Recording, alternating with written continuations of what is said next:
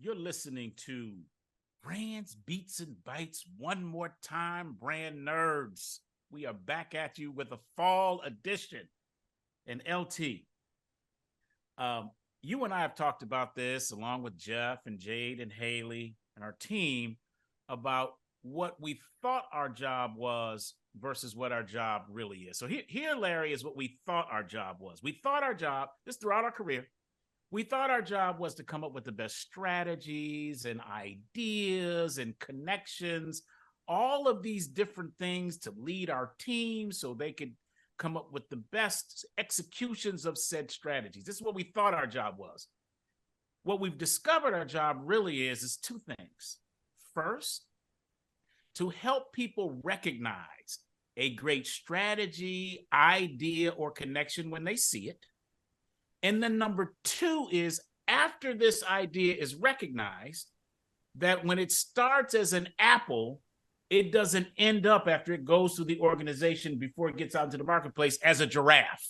Okay, we want it to start as an apple and end as an apple when it gets out into the marketplace so that people can yum, yum, yum, yum, yum, brand nerds, on these tasty apples.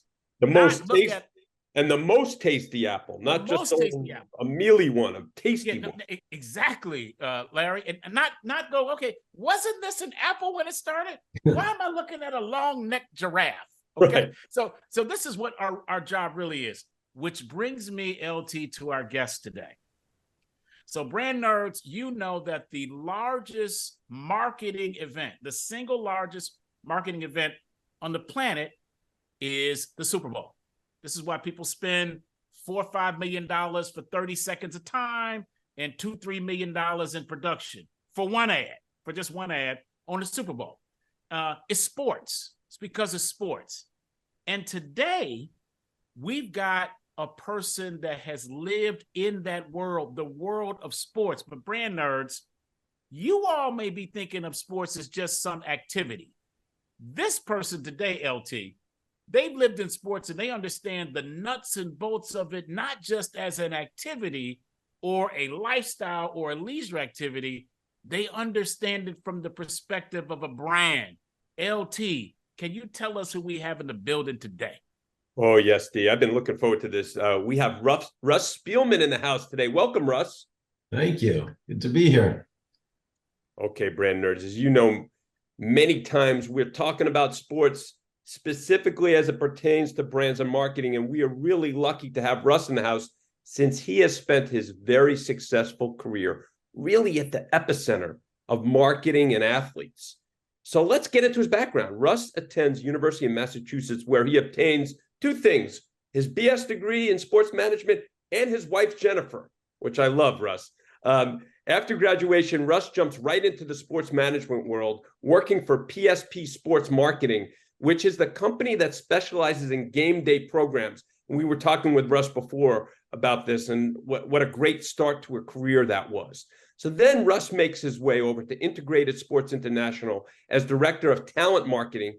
And then he moves over to SFX Sports Group as the senior director of talent marketing. So you see, Russ's career is really moving up. So, okay, D, as we learn with so many of our wonderful guests like Russ, there is a key pivot in their career. Here is the pivot for Russ. In 2004, Russ decides to become an entrepreneur, and he co-founds the Agency Sports Management, also known as TASM. At TASM, Russ and his team represent a number of active and retired professional athletes for all their off-field business activities and broadcasting, including some folks you may have heard of, such as Steve Young, Troy Aikman, Warren Moon, Marshall Faulk, and many others. In 2011, TASM merges with the Legacy Group and Peter Greenberg and Associates to form the Legacy Agency, also known as TLA. In 2019, they changed their name to GSE Worldwide. At GSE, Russ leads the talent marketing and broadcast divisions, working with elite personalities, including legends like Bo Jackson, Steve Young, and Warren Moon, and players at all ends of the spectrum, including young and up-and-coming stars such as Miami Dolphins wideout Jalen Waddle, Washington Commanders running back Brian Robinson, and Houston Texans receiver Tank Dell. They focus on helping their clients secure broadcasting gigs, endorsements, personal appearances, speaking engagements, memorabilia assignments, and help design B2B relationships and licensing opportunities too. In addition, Russ works in the corporate marketing division, working on behalf of numerous Fortune 500 companies to leverage the power of sports. Lastly, in his spare time, Russ supports the Crohn's and Colitis Foundation and is on the board of the Little Saint Nick Foundation. Welcome to Brands, Beats, and Bites, Russ Spielman. So cool. I appreciate you guys including me. This is, I've been looking forward to this for a bit, so I'm really glad to be here and talk to you guys. All right, brother, that was your flowers. So Larry gave you your flowers of your background. I'm going to back up. This is the Get Comfy section, Russ, brand nerds. You all know this. Let me go back to pick up a thread that I dropped earlier, a little jewel, which was what I thought my job was and what it really was. In sports, Russ, lots of people and the brand nerds out there, they may be thinking, oh, if he was in talent management, then his job was really, really about getting the deals done. How do you get the deals done? Deals with the athletes done? How do you get the deals with the media partners done? How do you get the deals with other marketing partners done? How do you get deals with sponsors? Deals. And brand nerds, that is a big part of the job, I'm sure, with Russ. But Russ, I wonder, how much did you think about branding relative to deals getting done in your space? And then finally, I'm going to ask you this. Russ, you've seen this. Brand nerds, you've seen this. Larry, I know you've seen it. These athletes, I'm now using my Charles Barkley parlance, athletes, when they walk around, you see like 12 people around them with cameras and lights and all this shit. Okay, because they're saying, we got to get our content. And so, Russ, I want to know from you, going back to this question of deals versus brands, and also, what's the difference between content and all of this shit and branding? Yeah. What say you? Well, it's so funny. I mean, when you say what I thought my job was versus what it is, yeah. I thought I was just sitting here all day long. Yes, we'll do that deal. Yeah, we'll do that. No, double the fee, triple the fee. I wish my phone rang as much as I thought it would. Yeah. We are aggressively, proactively selling. I thought I was just going to sit here and just start writing contracts all day long. And that was such a misconception. That was really blew my mind. Interesting. And look, I've been doing this 30 plus years now, so I've seen quite the evolution, and I'm sure we're going to talk about technology and all the changes. Yeah. But it really, the idea of an athlete being a brand, I don't think it really kicked in until one, LeBron, and two was social media and technology. Because in the beginning, when I started this business, and I wasn't the first, the business started before me, but when I started 30 plus years ago, we didn't have the technology. We didn't know what our players were up to. Right. I didn't have access to the internet. And like, we used to like have schedules. I'd buy USA Today and rip the schedule out and hang it on my wall. So I knew even just as simple as where the players are. Wow. Now it's evolved into, hey, I'm here at this restaurant right now and I'm doing a giveaway. And this is, what I'm doing. And you guys all should come be a part of it.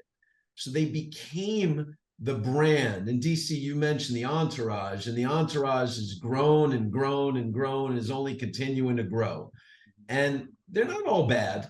They're not all bad. There's definitely a lot of people that also, because this player is a brand, is a Fortune 500 company, and they're sitting in the middle of this cyclone, you really need the support system around them, because you can't always gain access to the talent to help do everything that needs to be done, especially again in this world, in this climate where there's so many nuances and so many small aspects of a promotion that need to be executed. And I've had brands and agencies say to me, we're really and this isn't just stroking my own ego, but brands and agencies will say, we really consider who the representation is when we're selecting talent. Obviously, talent is king, and I get that, and I'm just me. Right. But the fact that we care, And we really try not to let things slip through the cracks, as simple as a social media post or thing. You know, we're trying to make sure that the whole execution is done properly. And it's become so tedious and you know, meticulous that you need to really be on all these things, or you're going to have a failed promotion. Ooh, very interesting. Larry, Yeah, I know you have thoughts about this. Oh yeah, I definitely have some thoughts. You got any thoughts, brother? You go first. Ooh, Russ. Russ. Okay, I got a question for you, man. And it's related to the technology point you made and how when you started in the business, if you wanted to know where the players were, you're looking at USA Today. What's the schedule? What city are they in?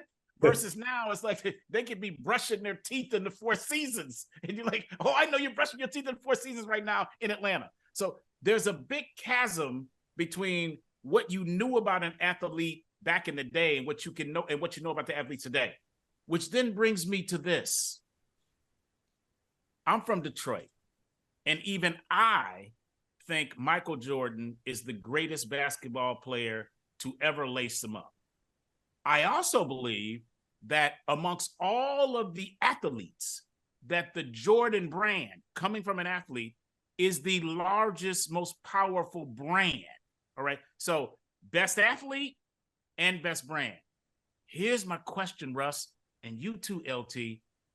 If MJ had exactly the same talent and exactly the same accolades, leading scorer, best of all time, 2 3-peats, and he did it now, during the, is he the MJ that he is today? And if he isn't, how is it different? I want to hear Russ's point. I mean, for me, I think he's bigger than the MJ that we know. And this one is truly, truly special. I mean, look, it took a convergence of so many factors that made this brand so cool, but they were very, you know, David Falk and Michael and his entire team, they were very methodical and very strict in their... Very strategic, Russ, if I can say, right? Yeah, very, very cautious. And I was part of that. Not part of it, but they were SFX when I was SFX. So we overlapped. Okay. So I was in and around that cyclone too. I'm not saying I was driving it by any stretch, but just peripherally, I was there. So I saw some of it. And it was just, we're not deviating for anything for anybody. So I would think at this point, if he was today, Michael, who I agree, and maybe it's my age, he's definitely the GOAT, not even a question. No question. But right now, I'd say LeBron might be the GOAT of the business, even though, I don't know, MJ's got brand, his brand is unbelievable. Like, I've seen athletes, they're taking less money just to be on brand Jordan. For them, you know, so they're taking less money because they just care so much, and they care even more just about the product. The money is incidental half the time. Right. So I would think if he came around now, he'd have the most social media followers, he'd have the most influence, he'd be getting thrown ownership in products, and he was getting ownership, obviously by the brand Jordan deal. But everything he did, he would own a piece, and he would be LeBron, Messi, and at Neymar, and just pick every global superstar, and that's what he would be, rolled into one. Because he's just was that good, that special in a global sport that was just, you know, just it caught lightning in a bottle, and he did it all with class and grace every step of the way, like LeBron too. He's also, these guys, you know, you sit here and you count on one hand, these guys had one mistake, 2 mistakes. You know, that's the thing too, that they're really... We've seen so many in my time. We used to argue morals clauses. We don't even argue morals clauses anymore because you have no leg to stand on. We'll That's still argue. Very interesting. But the truth is, you know, the agency and the brand would say, look, here's a litany of players that have screwed up. Do you really want to sit here and debate this factor with me that, you know, you could justify continuing a partnership after X, Y, or Z transgression? And the truth is, we know you can't. That's D. I got a question for you. Where were you coming from with asking that question? I wanted to find out from an expert if he thought MJ today would be bigger, the same, or less than as a brand, at revered as a brand. So that's where I was coming from. I wanted to hear his perspective. I'll put it in a more personal one too. How about Bo Jackson? Bo Jackson's one of my guys that I work with. Oh yeah. And I mean, just, I still watch people, and frankly, I'm that guy too, because I'm right in the age sweet spot. I'm like, Bo Jackson is calling me? Like, he looked at his phone and said, let me call Russ. And I'm still, shocked that he actually considers that at times. But like, imagine that guy, 2 sports. I mean, an all-star in 2 sports. How big would he be now? Oh my God. It's unheard of. I'm glad you brought Bo up. And obviously, Jeff Pearlman just wrote the book. I know it wasn't an authorized biography, but it sounds like it's been quite positive for Bo. But he's mythical, and if he was today, and to DC's point of before, we still have some of the video, but it's grainy. It looks old, right? Even now.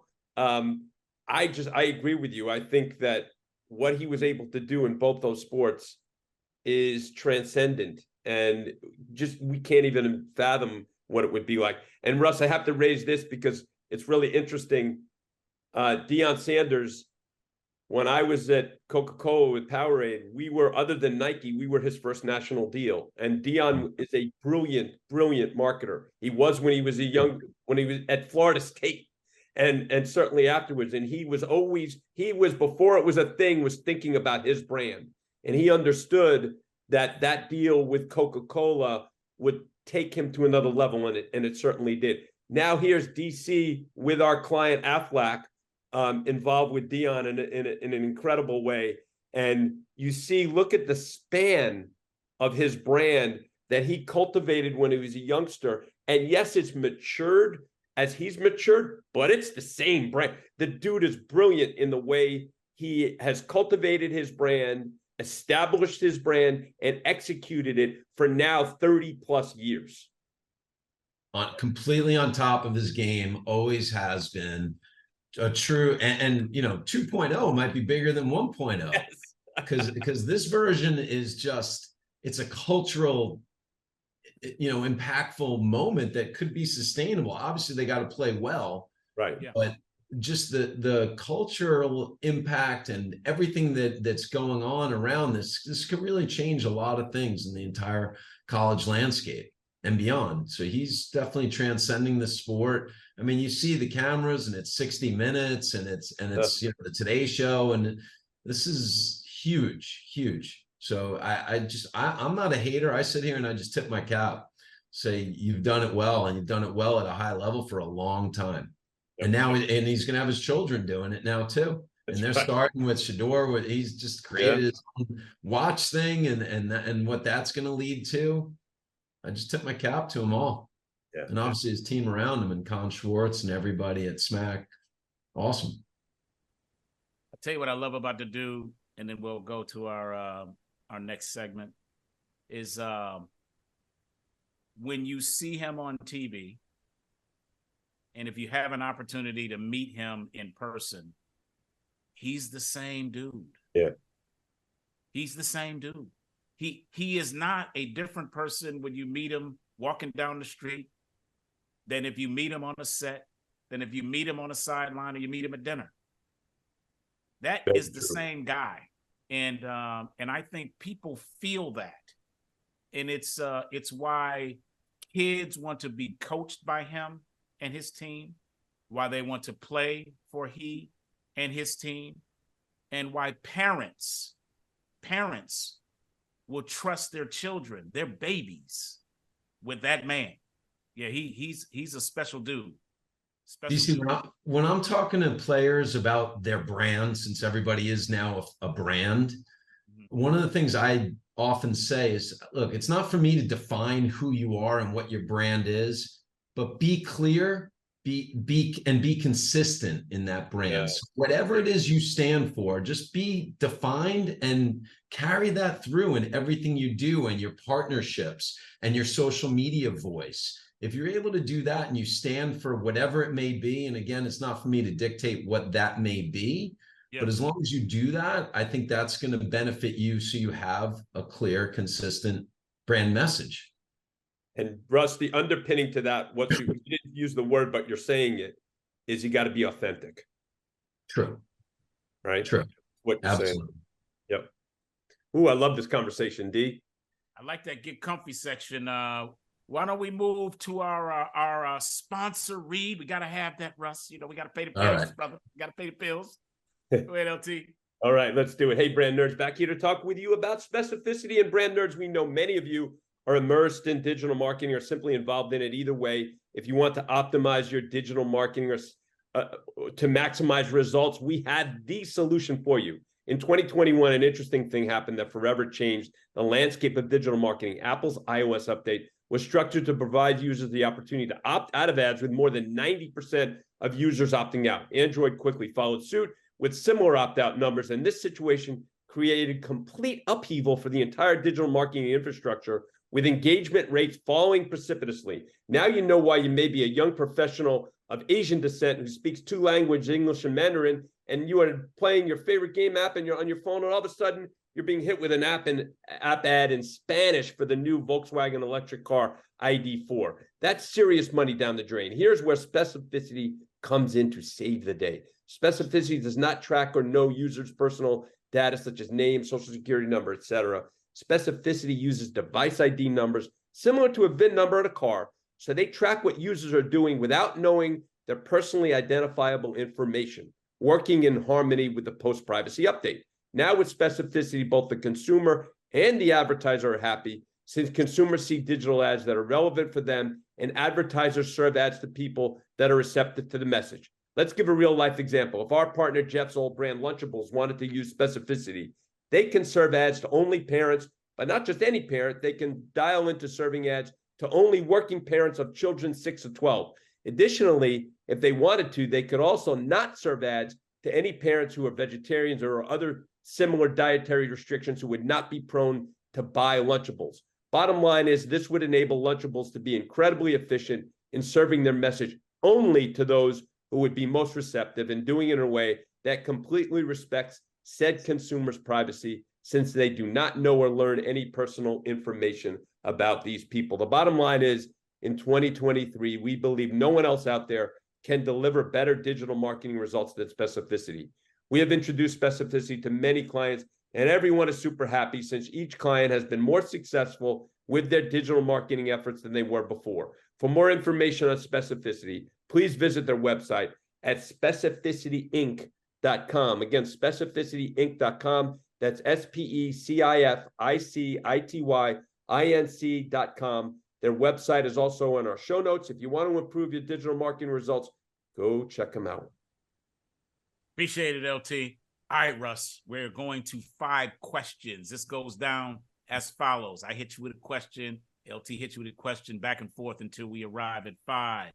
And I, in October, baseball month, am the leadoff hitter.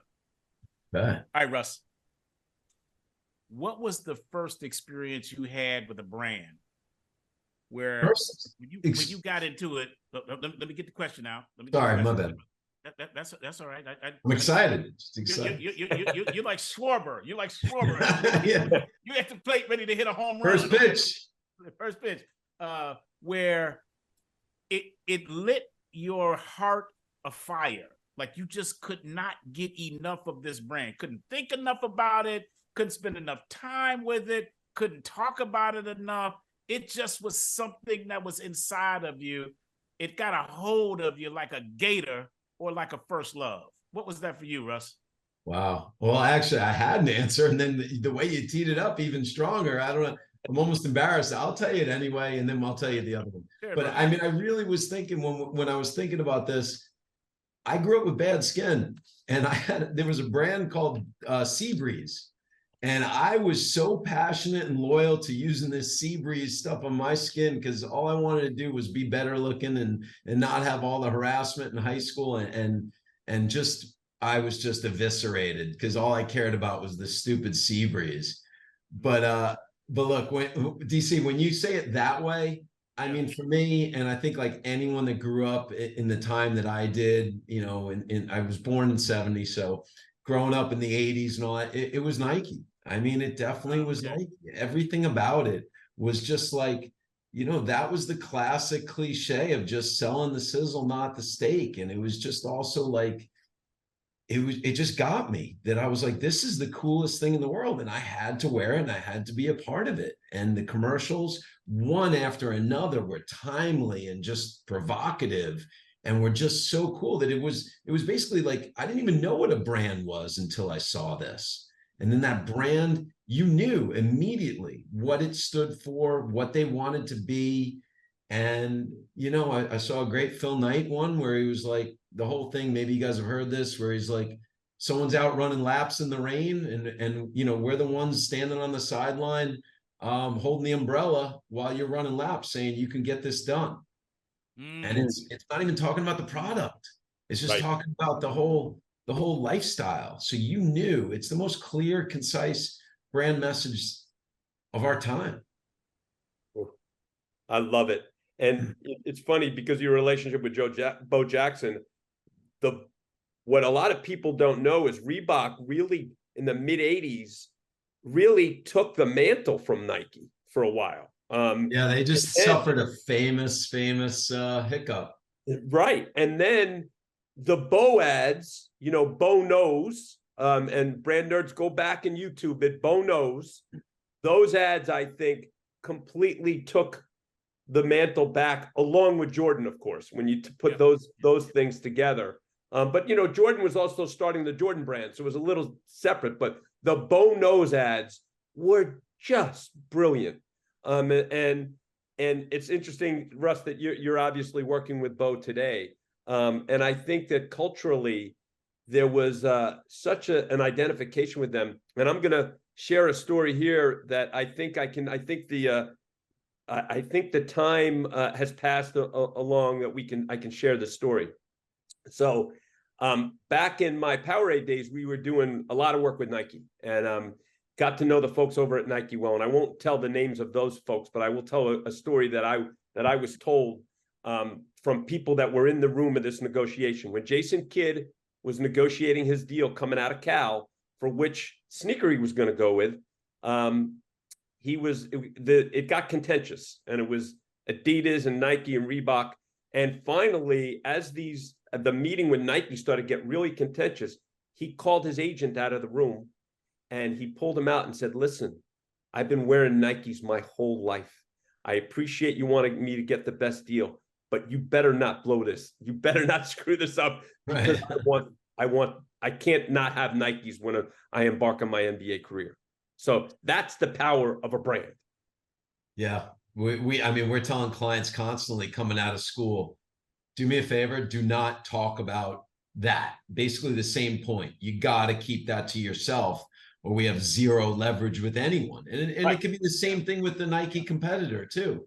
Right. Whatever, because look, that started the whole shoe wars, and it started trying to get them. There's a lot of guys who grew up saying, I only grew up wearing Adidas and that's what I want to wear. So it is the same thing, but we're like, please do not mention that. Like when you get off the plane for the next 5 interviews, I want you wearing a big different logo on your shirt. Right. We got to get some leverage here. Right. That's awesome that you have that other perspective, which is really important, because if you want to get the best deal, you got to play the game. Exactly. So do not tell anyone that Jason Kidd story. Do not tell anyone that. All right, fellas. You mentioned Nike, so that's not the brand that was my favorite brand growing up, but it was certainly one of them. It wasn't the brand for me, but I'm going to go back to a time where Nike blew my mind. All-Star Game 2001. I'm watching it. I watch all the All-Star games, and I see this Nike ad come on, and it's dark. and there are no words. All there is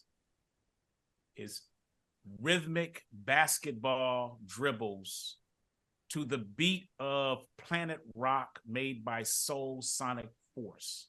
Yeah. It was a 60-second tour de force. Wieden Kennedy was the agency.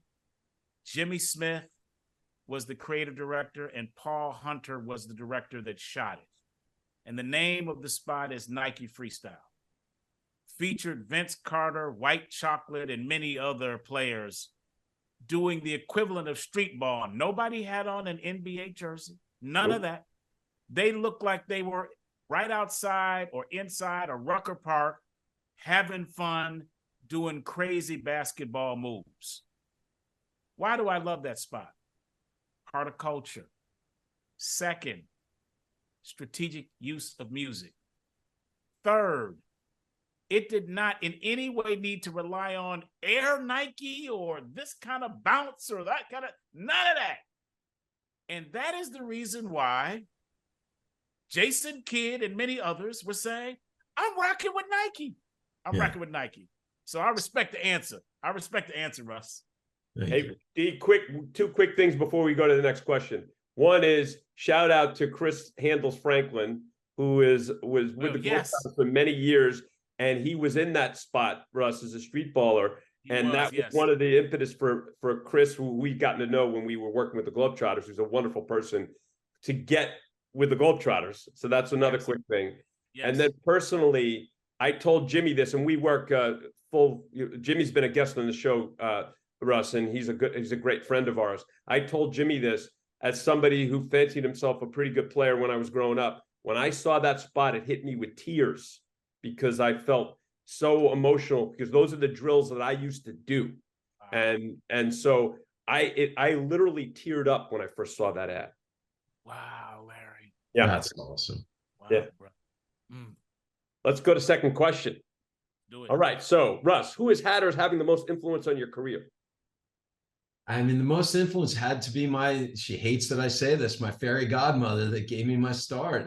Amy Ehrlich hired me at PSP. I was a young, eager kid from UMass. Excuse me. Amy was a UMass grad, gave me an internship. Definitely my first shot. And then, Steve Rosner over at ISI hired me to work in the talent marketing division. And really, I was in sports marketing, but I wasn't on the athlete side. And then Steve got me involved in athletes. Jeff Blake was the first athlete that I claim as representing. And it's been unbelievable. I mean, I've been so fortunate, worked hard, but I've been so fortunate to work with so many amazing superstars and be in so many amazing rooms that I don't deserve to be in, and experienced more Super Bowls and Masters and World Series and Final Fours and just the craziest things. Like, some people would give their left arm to go to one, and I've been to more than I could possibly count. And it's just been wild. And, I'm the plus one. I go to these places and I was going to make a shirt with I'm the plus one, like just who I'm standing next to. It's pretty awesome. It's really, really awesome. And I have some clients that I would consider friends, and people that really mean a lot to me. And I think that I've impacted their lives in a positive way too. So, D, I have to say this to you and our brand nerds. I love the humility that Russ is expressing, that he's the plus one, but Russ doesn't get to where he's gotten. And we said who his client list is for if he is not doing a lot more than being the plus one, because he's clearly adding a whole lot of value. But brand nerds, everyone has to get their start. And so that's one of the reasons why we love this question, that the Amy Ehrlichs of the world and the Steve Rosners, like, this career that Russ has had, which is incredibly successful and he's still going strong, doesn't happen without those folks really giving Russ his start. So I love the call out of those folks. It's cool. And look, I'm pretty proud too that there's a lot of people that are now proliferated throughout the industry that probably would say the same about me. So it's a cool coaching trait.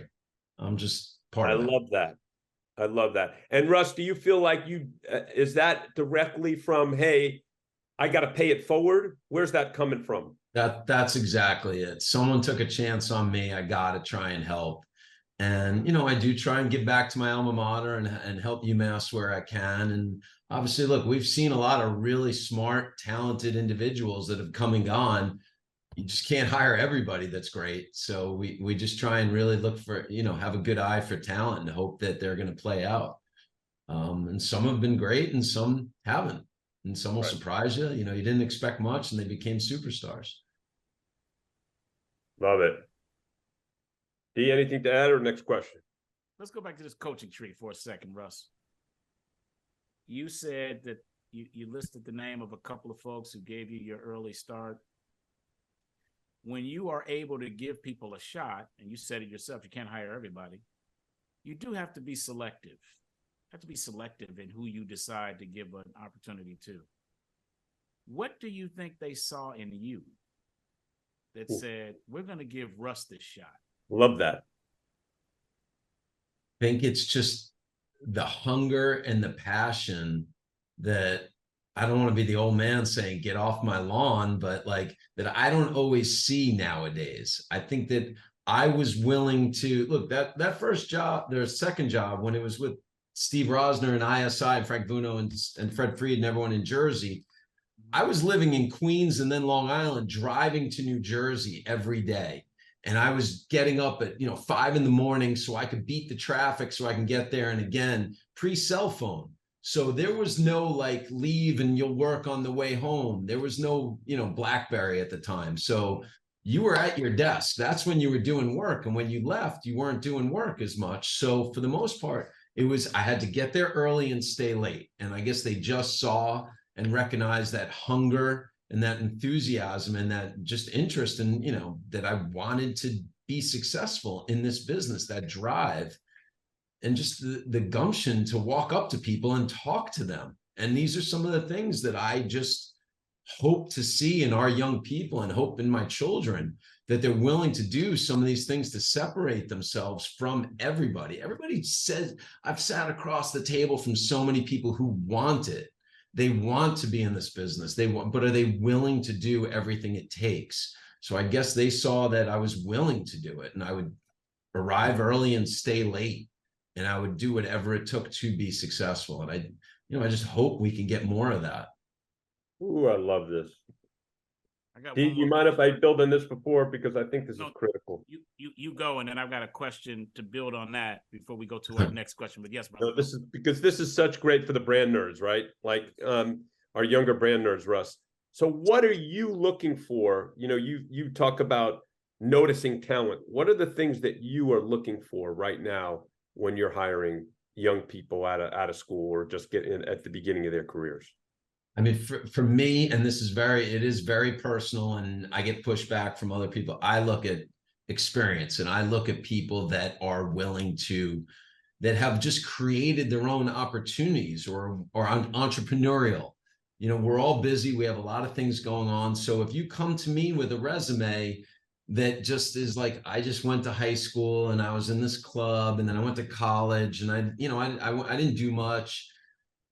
I understand you can make a case of the skills that you got doing X, Y, and Z, how it translates to business, but I'm much more impressed if you actually did business. I met with a young guy the other day. He's a junior in college and he's got a very successful business. He can leave college today and be successful. So to me, I understand these are small 4 years and it's very important and you need to grow and learn, but same sense, there's enough time in the day. You can be entrepreneurial. You could have some experience. So when I was in school and I had some real practical experience, or what I thought at the time was real practical experience that I could talk about in an interview, I think it demonstrates to me that you could do all the things that you want to do as a young man or woman, but you also have that forethought and vision that I'm going to get these other skills and lay the foundation for a successful career.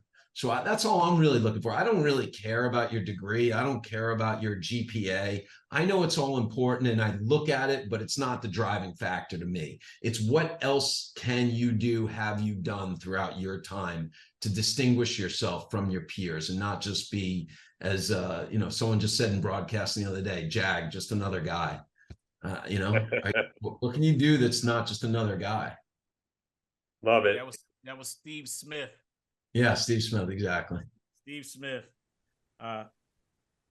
Russ, you talked about your hunger and the gumption to go talk to people as two attributes that you think people noticed in you, which is what precipitated you driving from Queens to your job.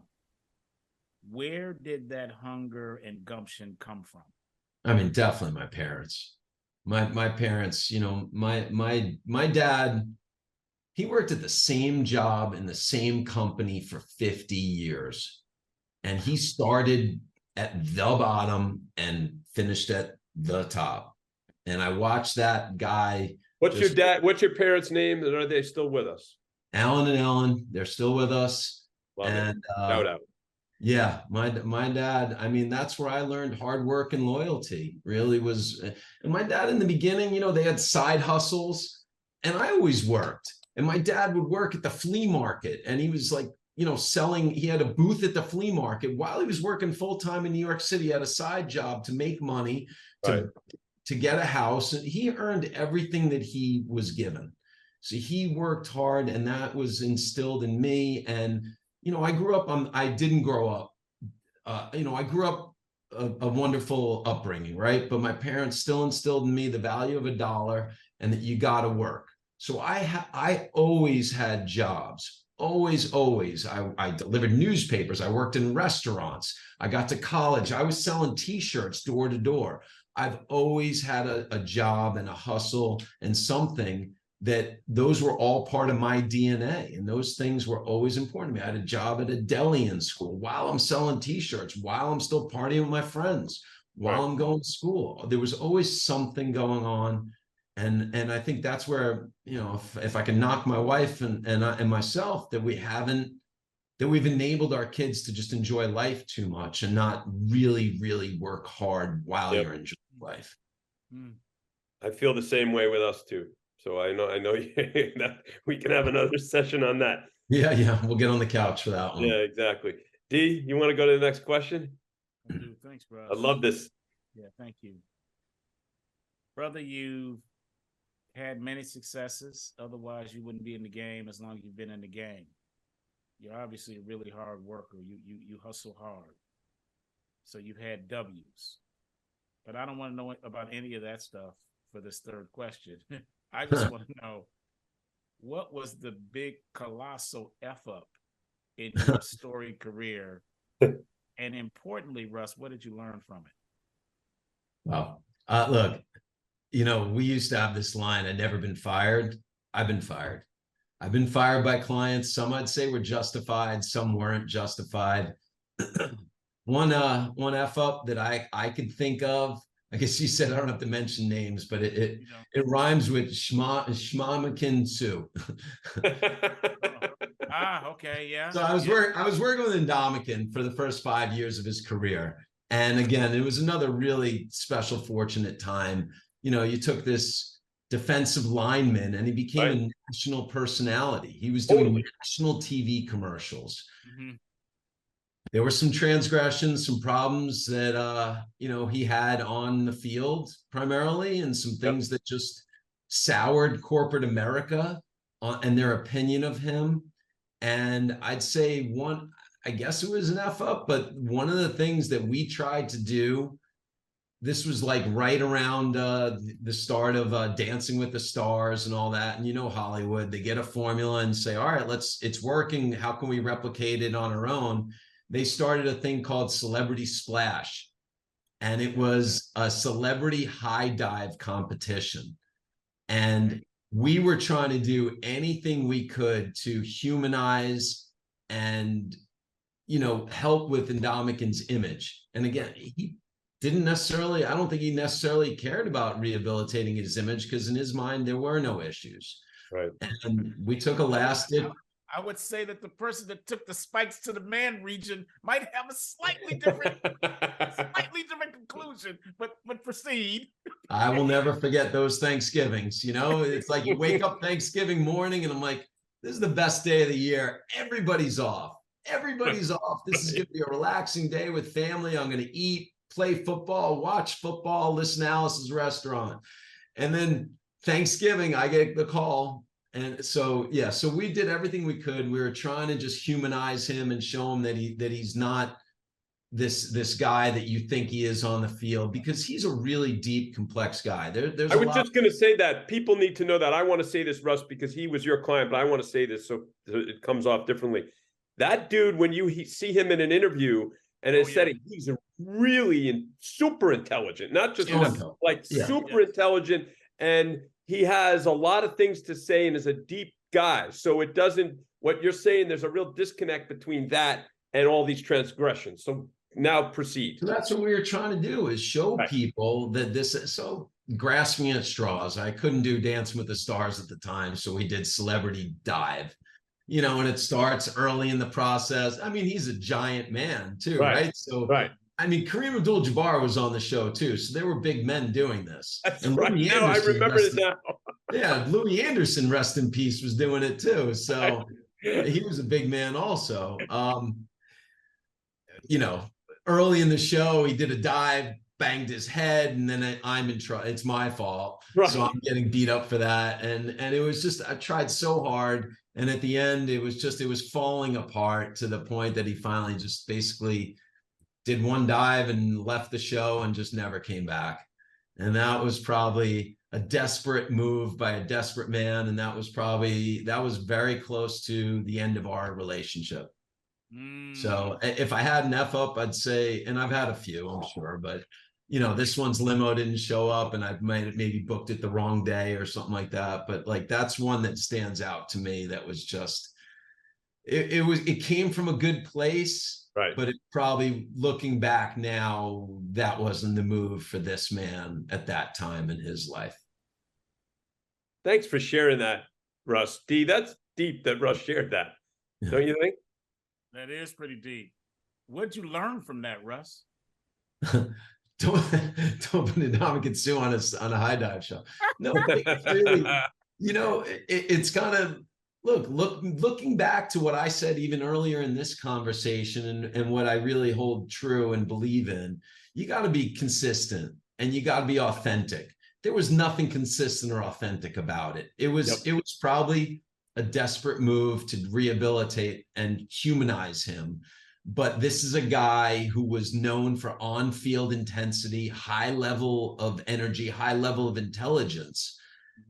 That's not the platform. That wasn't the right platform, pardon the pun, to demonstrate those attributes. So it was inconsistent. It was just desperate. And it was inconsistent with what we were trying to accomplish and his brand attributes. So I think I learned you gotta just stay true, stay the course. And if it works, great. If it doesn't, at least you can, you know, lie down at night or look across the person in the mirror and say, I did everything I could, or I was true to who I thought I was. Yeah, I love this story. And I love it because there's a couple things at play here. It goes to Russ's grit. Like you know, what comes through loud and clear about Russ is, you know, you can say a lot of things about you, Russ, but no one's ever going to denounce your grit and your, you know, stick-to-itiveness, right? And so you saw a problem and you're like, we got to solve this. So that's where it was coming from. And it was coming from a good place. But then, you know, we all sometimes stretch too far. And it sounds like you've realized that that's the learning, right? Like you got to be true to both the client brand and your brand when you're working on anything, and certainly when it comes to things like that. So I love the story because it says a lot about you in many interesting ways. I appreciate it. And look, Larry, I think that's why we try and execute these programs and these partnerships. You go in with great intentions, and you want the success. So we're going to do everything we can, because it's usually a lot easier to get a renewal than starting from scratch every time. Right. So we go in this and we're like, let's make this program work. Why wouldn't we want to just keep working with like partners for the duration of someone's career? Yep. And beyond. Yeah, Russ, what I'm reminded of listening to this story are mistakes that I've made, and I didn't realize the thread of that connects all the mistakes. And almost all of them, when I made the mistake, I was desperate. Yep. Yeah, I was desperate.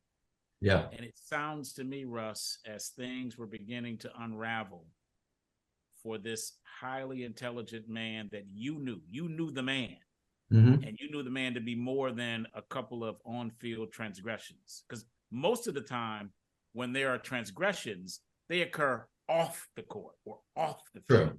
And he never did. It's on TV for everybody to see. Right. And they're going running back in slow motion. Okay. So this is, and you were desperate to make a move to show a broader side of Indomitian. That's and it. Out of that desperation, you made the wrong move, and it happens. Right. Yep. I've done the same shit. So brand nerds, what I'm taking away from Brother Russ right here is, yep, if you are under pressure and things are unraveling, and whatever it happens to be, whether it's professional or personal, don't make a move out of desperation. If you sense that you're desperate, pump the brakes. Yeah, pump the brakes. You're right, DC. You're so right. That was a great answer, man. Live and learn. Yeah, great answer. Nice. Really awesome. All right, Russ.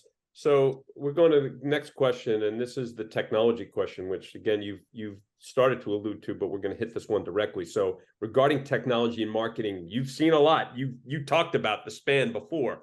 Can you tell us where you think marketers should lean in or best leverage tech, or you can provide areas you think that they should be leery or simply avoid?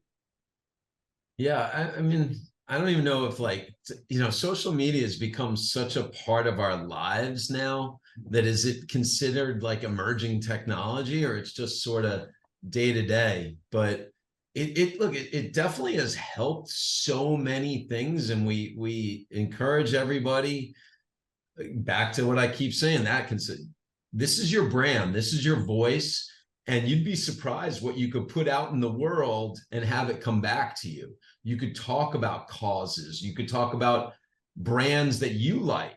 Like, it's okay to put it out now and then and utilize this powerful medium to benefit yourself. Talk about, if you eat whatever, gummy bears before every game, or you have a certain product that you just love, it's okay to put it out there and utilize it. I mean, the technology, it's changing what we do, but our business I'm not necessarily concerned about that. Like, I don't think AI is going to replace someone where you're going to have an agent negotiating your contract by AI. Right. There are so many personal aspects to this business. So I don't feel like it's going to, put us out of business. I mean, we've seen challenges. We've seen a lot of, like, the open market buyers, the platforms where they're trying to do NIL deals and things like that. And at first we were like, oh, technology is going to render us useless. And they have a place and they have an important role in the business platform now. But I don't think that technology is going to undermine what we do in the core of what we do. So I think it's just utilizing this. I mean, what athletes are capable of doing now because of the things they have at their resources, at their fingertips, like starting their own production companies. We've seen so many guys that are and women that are doing this so successfully at the highest levels, and leveraging, when they have the leverage, using that to benefit themselves and their other businesses. And that, I guess it's just the ability to launch a business and launch a merch store or capitalize on hot markets. these are technological advances that have just changed so much, so rapidly. And we as marketers and agents and brand managers, we have to just keep evolving and growing with the times. There are so many areas that we used to work on and monetize for our clients that are just gone. You know, like I talk about Jeff Blake. Jeff, guys, NFL players would run to the sideline and put on a hat, and they get paid to put on that specific hat. Gone. That's over. It just that doesn't happen anymore. So we had to learn and adapt and pivot. And then, but now suddenly you have other areas that you're doing business that you never were previously. Right. Stay flexible. Yeah. Yep. Hopefully that answered your question. No, very good. Do you anything to add? You want to hit the next question? I do have something to add. Tech with athletes. What's happened is that the amount of resources required to reach an audience has never been as nascent as it is now. When you started, Russ and Larry and I, 30 years ago, you had to have a lot of money to reach people. You had to pay. How do I get to this media company or this program?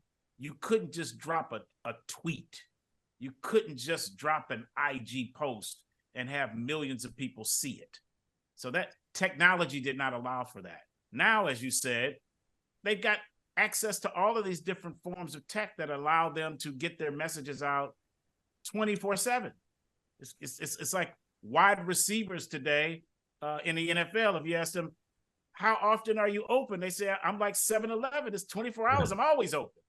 That's what it's like for these athletes with regard to branding. Here is the risk. There's a quote by a dude named Jerry, I think it's Fanima.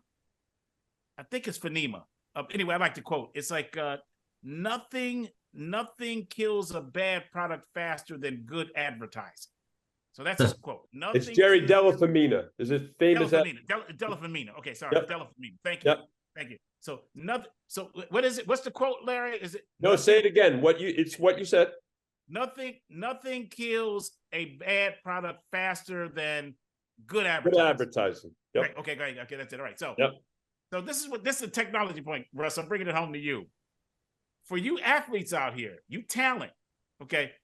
Nothing kills a bad personal brand faster than bad content delivered to many quickly. Nothing. So you can spend as much time as you want, but if you're not really clear on your brand, and your point, Russ, that you've made over and over again consistently, then your 2 million followers can destroy you in one drop. One drop. So that's what technology can hurt you as well as help you. It can. And look, we're constantly reminding them too, you got to dilute the brand message. You can't always be selling your followers or they're gonna tune out too. You gotta give them a little. You gotta just tell them the movie you're going to see. Show them your locker. Right.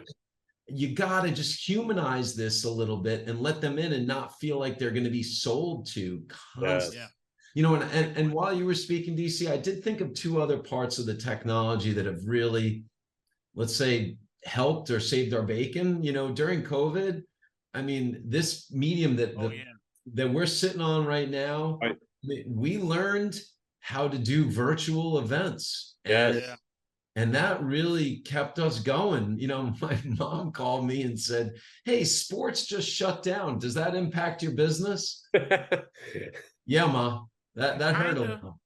Kinda. And but you know what? Then we learned, and Zoom is now part, and Teams and everything. It's all part of our lives, right? And that was a good thing.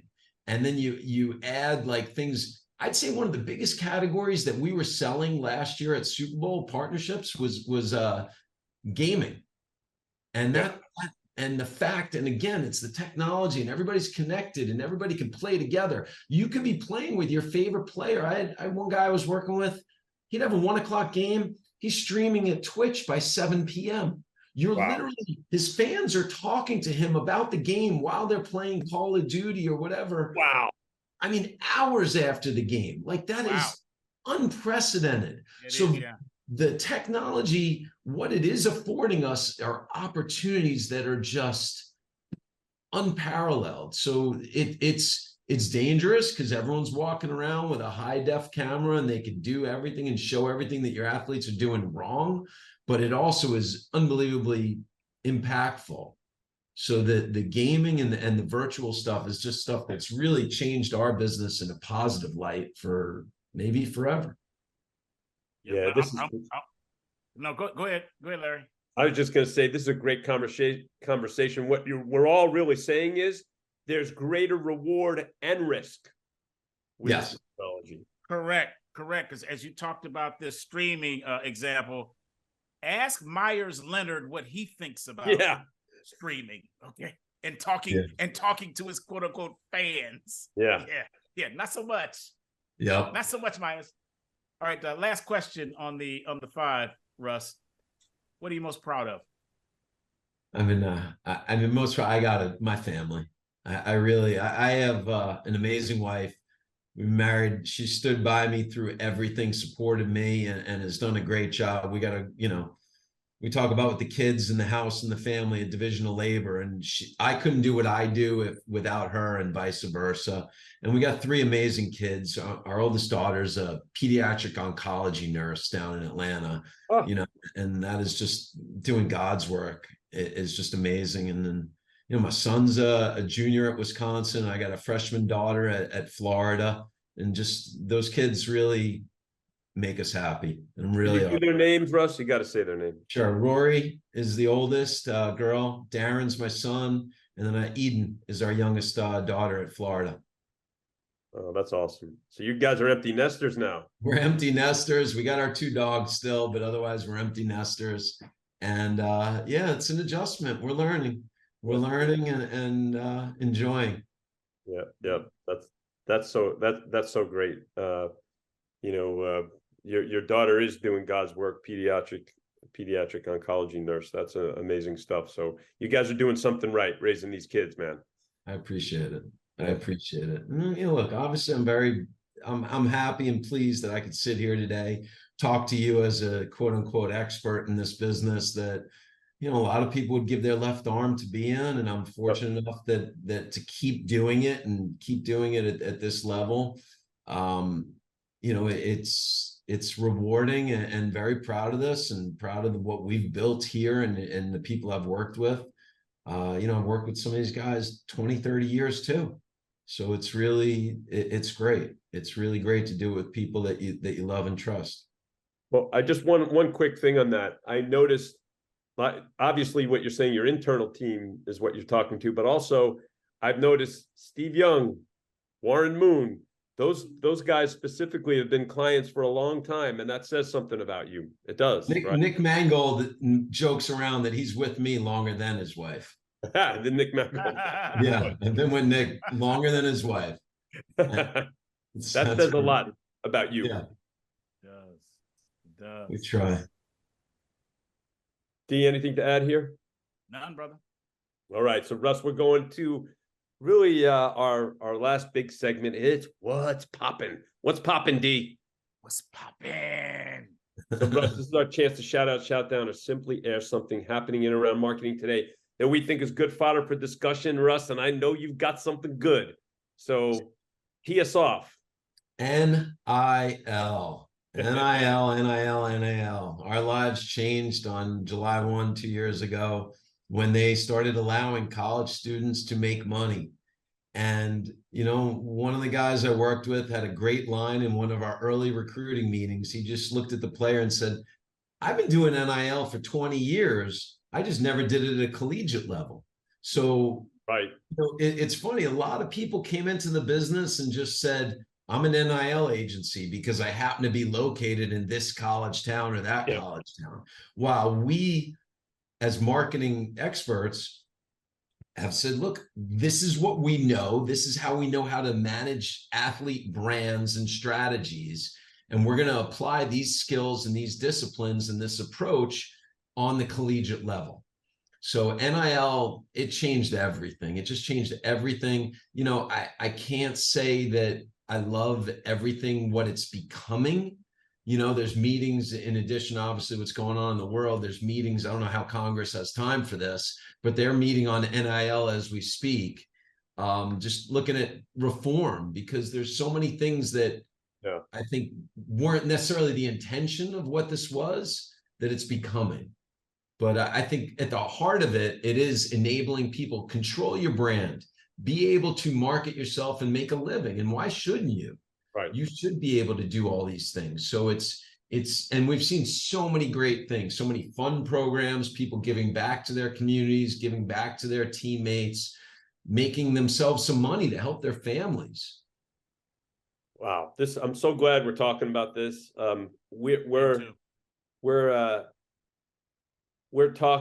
involved in talking to a potential client that's right smack dab in the middle of this. But I wonder, Russ, the follow-up question for you is, so given you guys have been so successful, like you said, you've been doing NIL for professionals for many years. So are you guys pitching college athletes? Are you not? Like, how are you actually, dealing with it from that standpoint? We're aggressively recruiting and going out there and talking to players, talking to their families, their coaches, their inner circle. Right. Hey, we'd like to help you. I think in the beginning it was a little bit of musical chairs or a little bit of a land grab. Like, everybody needs somebody, and who can we work with? Right. So suddenly we started looking at, like, all right, GSC is in football, golf, and tennis. Tennis isn't a big collegiate sport. So it's really golf and football are the sports that we're going to primarily focus on. We've done some other things in basketball and other sports, but for the most part, what we're seeing is you need to start building relationships at a younger level, and then deliver, big obligation, deliver for those people. And then you should hopefully have the opportunity to represent them at the next level. So that's our view, is like, we only have so much time and bandwidth and resources. Right. We're going to focus on prospective professional clients as well. But it's a lot of the same disciplines, a lot of cold calling, a lot of sitting down and talking to the athlete and saying, who are you? What, our brand analysis for them. Right. Who are you? What do you care about? What are your goals and objectives? Where do you want to take your career? Who are people that you like or impressed with what they've done off the field? And how can we try and, mirror that, copy that, or surpass that? So when do you start this dialogue with them? Is it even before college? It's starting to get even, now you have high schools. High schools are allowing NIL. Right. So everybody's starting to have managers and advisors and all that. So we are starting younger and younger. In the beginning, it was just like, all right, let's see if we can get some players, hopefully towards the end of college. But I think where it's going is there's so many people interested in this space and interested in working with athletes and celebrities that they're starting younger. So it's pushing us to start younger and younger.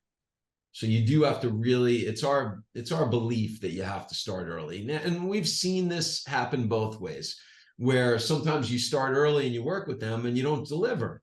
And then you were the NIL agent for X amount of time. And then when they go pro, they go in another direction. So you can, you could shoot yourself in the foot too. We're just hoping not to. We're trying not to. But yes, we do believe you got to start early, and you got to keep them happy for a longer amount of time. I would think that's the way you have to go. It's funny. I remember back at ISI, one of our best recruiters, he would meet players at the Heisman Trophy award ceremony and start to get to know them and then sign them for representation. Can you imagine now meeting a Heisman Trophy finalist who doesn't already have an agent at the award ceremony? And that's when he was building relationships that weekend. That's crazy. And that's not that long ago. No, it's not. But now these guys are coming in and they're making 7 figures by that point. Like if you weren't there, you're not getting there. Yep. I like this NIL space. Larry, any more from you on this, brother, before I chime in. All right. So I need to shout out someone critically important to this whole NIL situation, and that's Ed O'Bannon. Yep. Yes, so nerds, go check out Ed O'Bannon. He won a national championship as a basketball player for the UCLA Bruins in 1995. He brought a case against the NCAA saying that student athletes should get paid for their name, image, and likeness. This is where NIL came from. Yep. And in 2015, the courts sided with him. And this is the Supreme Court. This was appealed all the way up to the Supreme Court. So our nation's highest court said, yes, you all are. So shout out, number one, shout out Ed O'Bannon. The second is perception versus reality. When we hear NIL, we think about the Caleb Williams, Heisman Trophy winners or Heisman Trophy finalists. These are the people that make 7 figures. Most brand nerds don't. Nope. Most of these athletes are making enough money to take care of their and their families' cell phone bill. Yeah. This is what's happening. And so let's not get it twisted. This is not about all of these athletes making 7 figures, because most are not. And then my third and final point is that what this is really about is the ability to leverage my talent as an athlete freely. Brand nerds, most of you all, if you're lucky, you pick whatever career it is, you're going to be working 50 years. These athletes, that you're going to leverage your talent for 50 years. These athletes, they got 4 or 5 years, most of them. 4 to 5 years. That's it. Then they got to go find something else to do. So, God damn it, let them make as much money as they can in the 4 to 5 years. Yep. What's the issue? That's where I'm at NIL. I don't have an issue with that part of it whatsoever. Whatsoever. It's just, you know, your guys are on the Aflac campaign. Like, I just wonder what it's like to be a fly in the wall with Nick Saban when he sits down in a meeting, and this guy's put more guys in the NFL than, you know, anybody. Right. And he sits down in that meeting, and the 10th question he probably gets, I'm assuming, from that young player is, what offense are you running, coach? You know, the first 9 are probably about NIL. Yep. And Saban must be like, you got to be kidding me, man. Just play football. It'll all work out. That's where it's getting a little twisted. You know, the poor guy with all those rings is probably like, let's play football. You know. And, well, I've never been in one of those meetings. I've been in the same room with that dude because of Aflac being our client. And I can guess that those kind of conversations before what offense are we running, those are happening with some other folks. When they get in the room with the GOAT, they're saying, hey, coach, what offense? Yeah, what do you want me to do? Right. What do you want As me to they do should.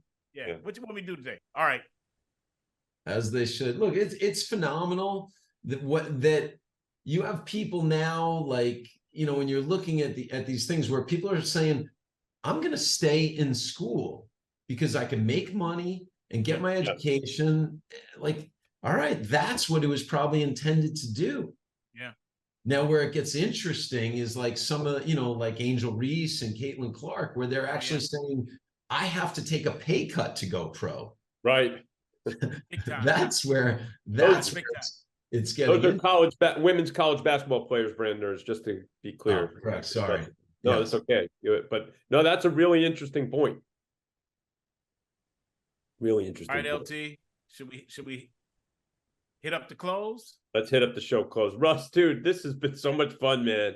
Oh my God, I'm bummed this is coming to a close. We've really super enjoyed this, and I've got a lot of learnings, but I'm going to cull them down to 3 and a bonus. All right. So as Russ talked about, brand nerds, when someone takes a chance on you, and again, in any successful person's career in life, someone took a chance on you.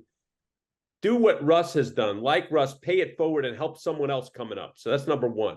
Number 2, like Russ, do your version of getting there early and staying late. Are you willing to do whatever it takes to be successful? That's number 2. Number 3, don't be just another guy. show action, and actually, when you're imparting in a CV, resume, or in an interview, show things that you're really doing, right? And the bonus one is, when feeling desperate, like the Indomitable Sioux story, pause, take the breath, put the proverbial sleep on it if you can, but give yourself the opportunity to really think about it. Because whenever we come from a place of desperation where it's emotional, you can't think straight. So do whatever you can to get yourself in a calm, quiet, Zen place before you make a decision that impacts you. So those are my 3 and a bonus. D, you're up. That's good, Larry. Now, Russ, what you don't know is that our super producer, Jeff, and our business partner, he would be fit. He'd be fit to be tied right now because Larry really has 4 points. And Jeff would want him to have 3 or 5. Okay, but I digress. That's good, Larry. That's good. Thanks. Russ, my brother. Yes, sir. When I do these podcasts, I get giddy because I think to myself, I'm blessed with the opportunity to spend an hour, hour and a half with folks that are at the top of their game, who have this treasure trove of experience that they get to share with the brand nerds. And frankly, with Larry and I, yep, we learn from every one of these podcasts that we have.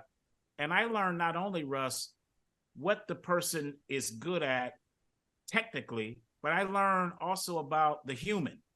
Who is this person sitting virtually across from me? And so in doing so, I try to figure out, man, what's the secret sauce? What is this person offering the world, at least in my view, that they might be the only ones that can really offer it in the way that they're offering it. So I'm going to attempt to share with you what I've taken away from you in our time today. I'm going to start with our Get Comfy section when I ask you about Michael Jordan, the GOAT. The GOAT. And I said, okay, what do you think would happen with this dude if he dropped now? You said he'd probably be bigger. And then you talked about the why. And you said, because he's consistent. Jordan and what he did and how he did it, it was consistent. And I'm like, okay. Then we get to the next section and you talk about, as your favorite brand, Nike. And you say the same thing again, Nike. I love Nike because they're consistent. So I'm like, okay, I got this consistency thing. I'm getting it. Then we talked about Coach Prime and Deion Sanders. You said Coach Prime 2.0 might be bigger than Coach Prime 1.0. And you again said the dude is consistent. He's consistent. And then when you talked about Indomitable Sioux, about your biggest F up, the reason why you said it was an F up is because you were not consistent. It was not consistent with this brand. But then this is the one that really, really gripped me. When you talked about Alan and Ellen, and Alan, your father, Ellen, your mother, and you said your father, Alan, did the same job at the same company for 50 years. And that is when it clicked for me. I was like, that's why this dude understands the value of consistency, because he saw it every fucking day. Every day he saw it. Dad, he's getting up. He's going. Where you going, Dad? Same place, son. Same place. What job you doing, Dad? Same thing, son. Same thing, son. So I wrap all of that up to say this. This is what I believe is your secret sauce.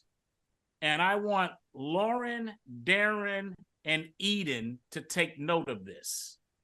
Yeah. Russ Spielman, you are a reliable sports savant doing reliable things for clients, friends, and family, ... consistently. That's you, brother. I love it. I'm flattered, and I appreciate the therapy session, because I feel great. I feel so much better. This was good getting me on the couch here. He has a way of doing that like no one else, Russ. So it's uncanny. Russ, you have anything to share with us before we? You guys, this was a lot of fun. This was really, I really appreciate you including me, and you know, I hope we could just keep talking and find ways to work together even.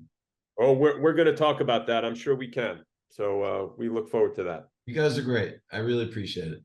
Thank you. You were amazing. This was a lot of fun for us. So this, Jade, is the segue to the show close. Thanks for listening to Brands, Beats, and Bites. The executive producers are Jeff Shirley, Daryl DC Cobb, Larry Taman, Haley Cobb, and Jade Tate, and Tom Dioro. The Pod Farmer. That is he. And if you are listening to us via podcast, it would be great if you can please rate and review us. Additionally, if you do like the show, please subscribe and share with your whole network. We hope you enjoyed this podcast, and we look forward to next time, where we will have more insightful and enlightening talk about marketing.